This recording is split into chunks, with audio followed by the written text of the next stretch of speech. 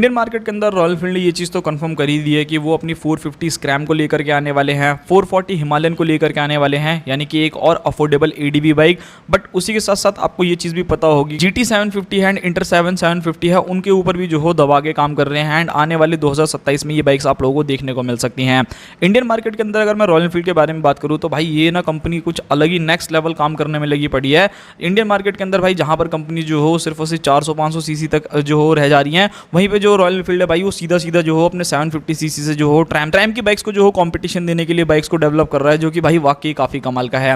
Interceptor आप सभी को पता है बहुत ज़्यादा फेमस है। इंटरसेप्टर 650 ऑलरेडी इंडियन मार्केट के अंदर अभी आती है एंड 750 को देखोगे तो इसकी भी टेस्टिंग जो हो काफ़ी हद तक चल रही है इंटरनेशनल मार्केट के अंदर। अगर मैं बात करता हूँ या इंडिया के अंदर बात करता हूँ, अनगिनत स्पाई शॉट्स है भाई, बहुत सारी फोटोज हमारे सामने हैं। अब आप लोग भी ये सोच रहे होगे कि भाई जो 650 है वो बढ़िया इंजन तो था, क्या दिक्कत है, उसको चेंज क्यों कर रहे हो। आप लोगों ने पिछले कुछ टाइम से नोटिस करा होगा कि जो रॉयल एनफील्ड है भाई उन्होंने अपनी जो 650 सीसी वाला इंजन है ना, ये सारी की सारी बाइक्स में डाल दिया। मतलब पहले जब इंटरसेप्टर या फिर जो GT आया करती थी वो बिल्कुल ही यूनिक बाइक्स थी। लाइक आप लोगों को बाकी इंजन देखने को मिला करते थे, बट ये जो इंजन थे ना दोनों पैरेलल टू इंजन, भाई ये थोड़ा अलग जो हो अपना स्टैंड करते थे। बट अब आपको ये सारे के सारे इंजन जो हो ऑलमोस्ट रॉयल एनफील्ड की सारी बाइक्स में मिलता है। चाहे मैं सुपर मीटियोर के बारे में बात करूँ, क्लासिक 650 के बारे में बात करूँ, बेयर 650 के बारे में बात करूँ, शॉटगन के बारे में बात करूँ, सब में आपको सेम इंजन है। सो जो बंदा भाई GT लेने जा रहा है या इंटरसेप्टर लेने के लिए जा रहा है, उसके लिए जो वो यूनिकनेस थी ना कि हाँ भाई मैंने कुछ अलग रॉयल एनफील्ड की बाइक ली है, वो चीज़ बिल्कुल खत्म हो गई थी। जिसकी वजह से जो हो रॉयल एनफील्ड ने ये सोचा कि क्यों ना इसको जो हो थोड़ा सा और ज़्यादा अपग्रेड किया जाए। इसकी वजह से क्या है कि बाहर की जो इंटरनेशनल कंपनीज आती हैं,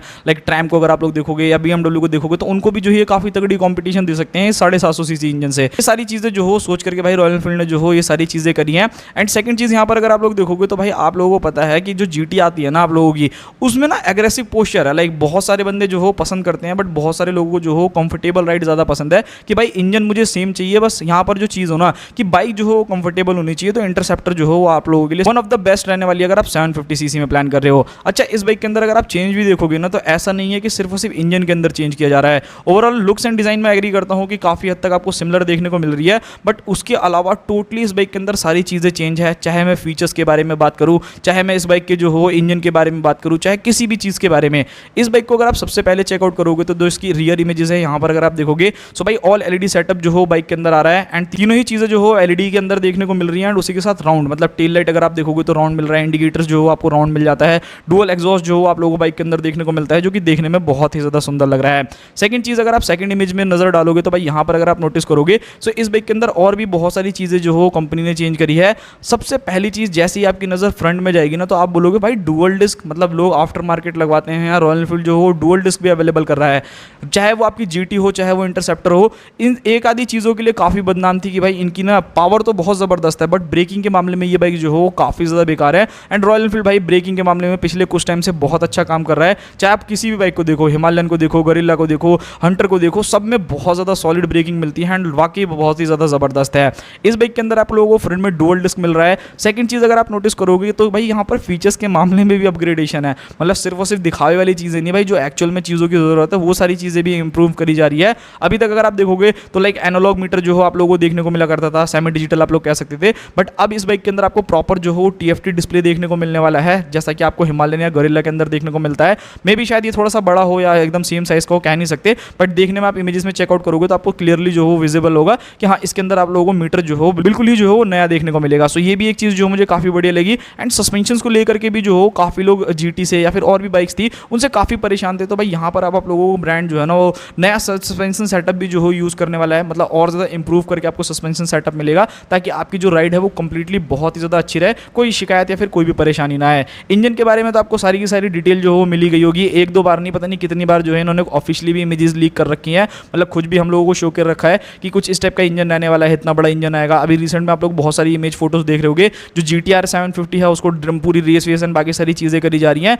इस बाइक के अंदर आपको प्रॉपर 750 सीसी का पैरेलल टू इंजन देखने को मिलने वाला है। ऑयल कूल इंजन देखने को मिलेगा, लिक्विड कूल देखने को मिलेगा, ये तो मैं कह नहीं सकता, बट यहाँ पर अगर आप देखोगे तो ऑयल कूलर जो हो आपको ऑब्वियसली देखने को मिल रहा होगा। सो मे बी 100% चांसेस यही है कि इसके अंदर आपको ऑयल कूलर ही जो हो देखने को मिले। पावर फिगर्स के बारे में बात की जाए सो इस बाइक में लगभग 50 से 55 bhp तक का पावर जो है आप लोगों को देखने को मिलने वाला है। 52 से 58 न्यूटन मीटर तक का टॉर्क जो हो डेफिनेटली मिलेगा। सो मेरा यहाँ पर ये कहना है कि भाई अगर आप बाकी जैसे 750 सीसी की बाइक्स देखते हो ना, मोस्ट अफोर्डेबल बाइक रहने वाली है रॉयल एनफील्ड की तरफ से एंड इंटरनेशनल मार्केट के अंदर भी दबा के सेल कर सकती है, क्योंकि पावर जो हो काफ़ी ज़्यादा बढ़िया रहने वाली है, वहाँ पर कोई शिकायत जो वो नहीं है। वहीं अगर मैं फीचर्स फीचर्स के मामले में बात करता हूँ तो पहले जब रॉयल एनफील्ड आती थी ना भाई, बिल्कुल बेसिक फीचर, मीटर दे दिया, चाबी लगा दी, बस खत्म। उसके अलावा ऐसा कुछ खास जो आप लोगों को फीचर्स नहीं मिलते थे।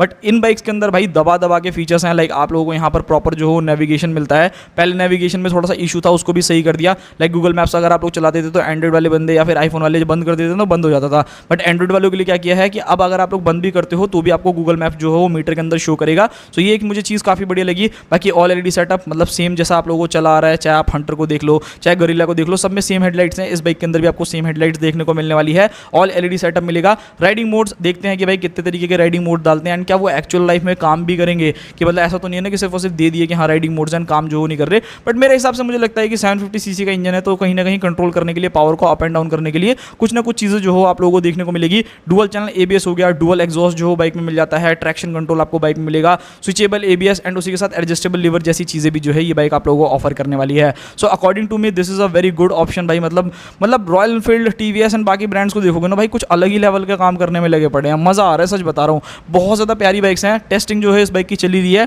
वहीं अगर मैं बात करता हूँ tyre, suspension and braking system के बारे में, सो यहाँ पे भी आपको काफ़ी हद तक चीज़ें जो हो चेंज देखने को मिलेगी। लाइक यहाँ पर अगर आप लोग सबसे पहली चीज़ देखोगे टायर, तो इस बाइक के अंदर आप लोगों को मे बी 110 सेक्शन का फ्रंट टायर 18 इंचेस का देखने को मिलेगा। एंड रियर में अगर आप लोग जाओगे तो 140 18 इंचेस के जो हो रियर में आप लोगों को टायर्स मिलेंगे। अलॉय व्हील्स के साथ जो ये बाइक आने वाली है। सो ये भी एक काफ़ी बढ़िया चीज़ है कि स्टेबिलिटी के मामले में जिन्हें थोड़ा सा इशू होता था ना भाई, वो सारी चीज़ें तो अब मेरे को लगता है कि अवॉइड ही हो जाएंगी। बाकी देखते हैं। बट एक चीज़ थोड़ी सी शिकायत है कि भाई मतलब इतना बढ़िया है, मतलब एक तरीके से ये ना रॉयल एनफील्ड की तरफ से आने वाला एक फ्लैगशिप जो हो मॉडल रहेगा, तो इसके अंदर भाई यूएसडी सस्पेंशन क्यों नहीं दे रहे? I don't know why. Next update के लिए रख रखा है या क्या इनके दिमाग में चल रहा है भाई, ये तो यही जाने। बट इस बाइक के अंदर अगर आप देखोगे तो फ्रंट के अंदर आप लोगों को जो हो नॉर्मल टेलीस्कोपिक सस्पेंशन देखने को मिलते हैं। एंड रियर में अगर आप लोग जाओगे तो वहाँ पर आपको ट्विन शॉक एब्जॉर्बर्स जो हो मिलेंगे। सिंगल सीट जो है इस बाइक के अंदर आप लोगों को देखने को मिलती है। तो ये सभी की सभी चीज़ें हैं। ब्रेकिंग के बारे में बात की जाए तो समथिंग अराउंड 310 mm की जो हो फ्रंट में शायद डुअल डिस्क आप लोगों को देखने को मिले या 300 mm की देखने को मिले। अब ये तो मैं कुछ कह नहीं सकता भाई, जब आप आ जाएगी तभी कह सकते हैं। एक एक्सपेक्टेड आइडिया लगाया जा रहा है। बाकी रियर में जाओगे तो लगभग 200 क्या कहते हैं 40 mm के आसपास में जो हो आप लोगों को रियर डिस्क देखने को मिलेगी।